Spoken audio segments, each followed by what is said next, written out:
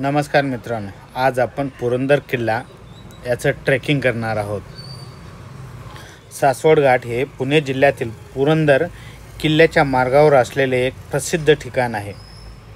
दिवे घाट किंवा दिवे घाट चढून गेल्यावर सासवडचे प्रवेशद्वार सुरू होते आणि येथूनच पुढे पुरंदर किल्ला, मस्तानी तलाव आणि कानिफनाथ मंदिर अशी अनेक ऐतिहासिक आणि निसर्गरम्य ठिकाणे सहज पोहोचता येतात। सासवड हे पुरंदर तालुक्याचे प्रशासकीय मुख्यालय आहे। पुणे सासवड मार्गाने सह्याद्री पर्वतांच्या कुशीत म्हणजे कऱ्हा नदीच्या काठावर हे प्राचीन शहर वसलेले आहे आणि गडकिल्ले, मंदिरे, संतांच्या समाध्यातून येथील इतिहास अगदी स्पष्टपणे दिसतो। सासवडच्या आजूबाजूला दिवे घाट, पुरंदर घाट, भुलेश्वर घाट अशा घाटारंगांनी परिसर सुशोभित केलेला आहे। पुण्याहून हडपसर मार्गे दिवे घाट पार करून सासवडला पोहोचता येते। त्याचप्रमाणे हा घाट संपल्यानंतर सासवड गावातून नारायणपूरकडे वळल्यानंतर येथून आपल्याला पुरंदर किल्ल्यासाठी काही किलोमीटर अंतरावरच आहे। दिवे घाट व सासवड आणि पुढे पुरंदर किल्ला हे सर्व ऐतिहासिक स्थळे निसर्गाने नटलेले आणि ट्रेकर्ससाठी लोकप्रिय आहेत। तर आपण बघूया आता कंटिन्यू पुढे हा घाट संपल्यानंतरचा आपला हा प्रवास। Recording complete. राइट साइड चा की लेफ्ट साइड? तिथे दिसतंय वर काहीतरी। तो किल्ला आहे राइट। कोणता वाला? तो वर दिसते का? गाडी जाती वर? मोठ्या घेरे एक शॉट असा इथं। मला कसं समजलं माहिती? तिथे आहे ना चालू। जे पण किल्ले असते ते मोठेच असते। दिगजीचा फोन किती मोठा होता, किती मोठा होता। आम्ही फोनच घेणार। शिब्बेवाडी पुरंदर किल्ल्याच्या पायथ्याशी असलेले प्रमुख गाव म्हणजे नारायणपूर गाव आहे। हे गाव किल्ल्यावर जाण्याचा मुख्य मार्ग म्हणून ओळखला जातो। येथे यादवकालीन पुरंदरेश्वर म्हणजेच नारायणेश्वर मंदिर असून या निसर्गरम्य आणि ऐतिहासिक आहे। काही ठिकाणी पानवडी हे जोडगाव म्हणूनही ओळखले जाते।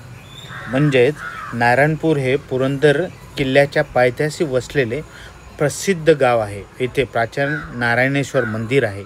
या गावातून किल्ल्यावर जाण्यास रस्ता आहे। गावाचे वातावरण शांत, निसर्गरम्य आणि ऐतिहासिक आहे। ड्रोन सारखं दिसतं। हे किती छान वाटते झाड। किती भारी वाटतंय। छान स्पॉट भेटला तिथं आहे ना। आपण चहा प्यायला बसलो। सहज बघितलं तिथं मी वरती।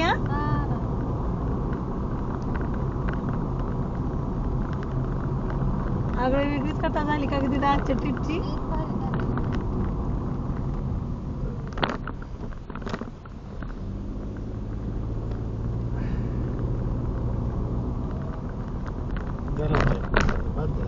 चाळीस मिनिटं झाली सेकंड। उमाजी नाईक यांचं जन्मस्थळ आपल्याला ह्या डाव्या साईडला बघायला मिळेल।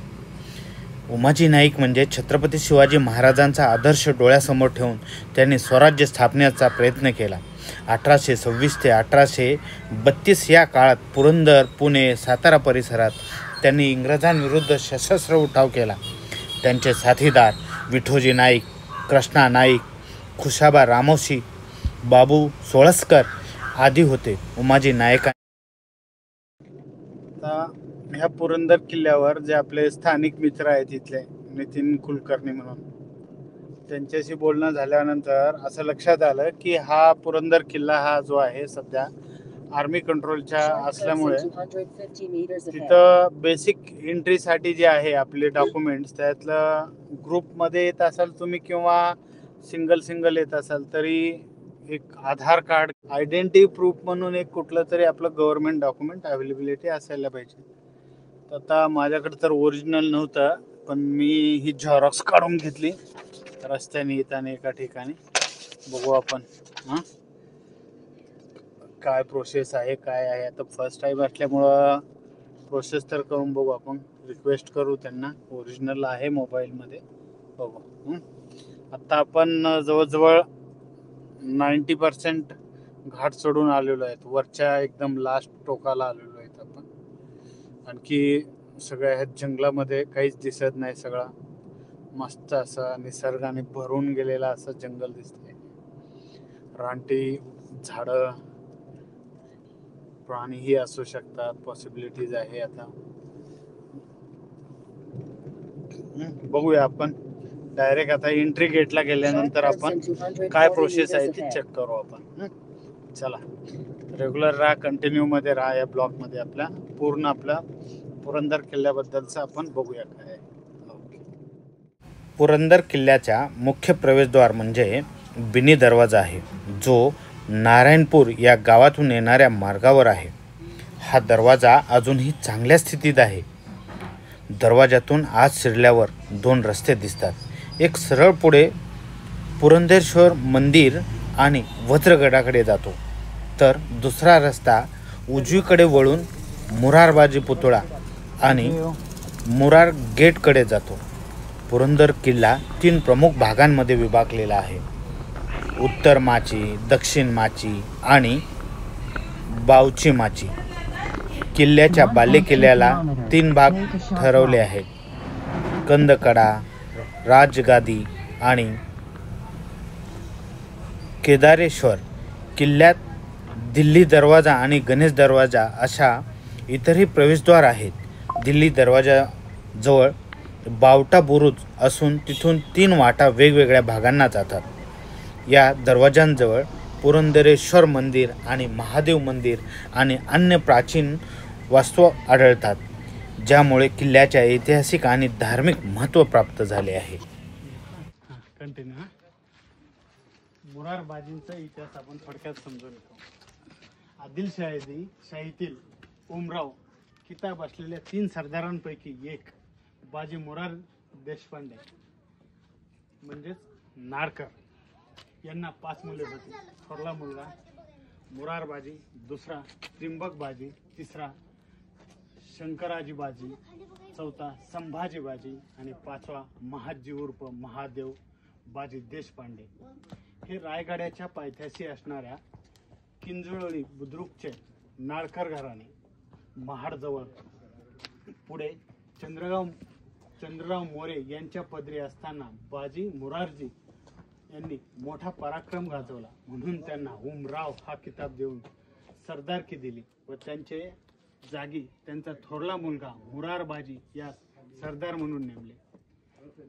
त्यांनी चंद्रराव मोऱ्यांसाठी मोठे मोठे विजय संतापले व त्यांच्या विश्वासास पात्र ठरले. चंद्रराव मोऱ्यांनी शिवाजी महाराजांच्या स्वराज्य स्थापनेच्या कार्यास विरोध केला व शिवाजी महाराजांना आव्हान दिले. चंद्रराव मोऱ्यांनी शिवाजी महाराजांच्या स्वराज्य स्थापनेच्या कार्यास विरोध केला व शिवाजी महाराजांना आव्हान दिले. तेव्हा शिवाजी महाराज जावळीवर चालून गेले व मोठे रणकंद झाले. त्यावेळी मुरारबाजी मोठ्या शौर्याने लढले. शिवाजी महाराजांनी ते हरले होते. यात चंद्रराव मोऱ्यांचा पराभव झाला व शेवटी पळून जाताना मारले गेले. शिवाजी महाराजांनी जावळी काबीज केली व मुरारबाजींना स्वराज्य कार्यात येण्याची गळ घातली.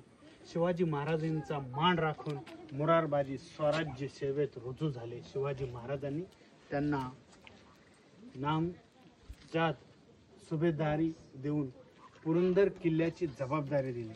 म्हणजे शके 1587 तर 1665 साली मुघल सरदार जयसिंग राजे व दिलेर खार यांनी 40 ते 50 हजार फौजेनिशी पुरंदरावर वेढा घातला. पुरंदरावर सरदार मुरारबाजी देशपांडे व 1000 मावळे होते. खानांनी पाहिले वज्रगड घेतला व 5000 पठाणांसह बाले किल्ल्यावर स्वारी केली. मुरारबाजींनी 700 मावळ्यांसह खानास कडवी झुंज दिली. मुरारबाजींचे शौर्य पाहून खानाने त्यांच्या आपल्याकडे येणाऱ्या सांगितले. मुरारबाजींना उत्तर आले, मी शिवाजी महाराजांचा सरदार, तुझा कौल घेतो की काय, असे म्हणत ते खानावर वार करणार तेवढ्यात खानाने तीन तीर मारून मोरारबाजींना घायल केले व लढता लढता अखेर मोरारजी बाजी पडली. तेव्हा दिलेर खानाच्या तोंडून असे उद्गार निघाले की ऐसा सिपाही भी खुदा ने पैदा किया है. जेव्हा शिवाजी महाराजांना हे वृत्त कळले तेव्हा त्यांनी जयसिंहाशी तहाबाबत बोलणी सुरू केली व 11 जून 1665 साली इतिहास सुप्रसिद्ध पुरंदर तह झाला. धन्यवाद.